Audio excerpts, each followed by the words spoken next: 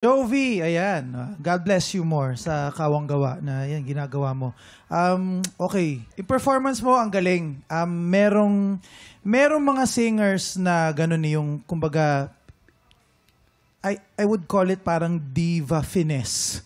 Yung ayaw nilang pakita na nahihirapan sila, especially dun sa matataas na parts. May ganun kang, feeling ko yun yung tinatry mong gawin kanina, yung sa mga, especially sa birit na part, para pinapakita mo na basic sa akin to, na kayang-kaya ko to. I believe I can fly. Kaya ang galing na for me na itawid mo ng effective yung mensahe ng kanta. Gusto ko yung originality, yung voice quality, yung control nandun. Kung meron akong napansin yung part lang na nag-falsetto ka, meron pang note na hindi siya sintonado pero meron pang ibang note na mas eksakto dun sa sinasabi ni Kuya Renzo. Minsan pa nag-a-adlib.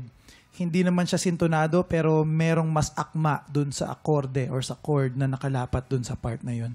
Wala na ako iba pang napuna. Nag-enjoy akong panoorin ka at pakinggan ka. Congrats.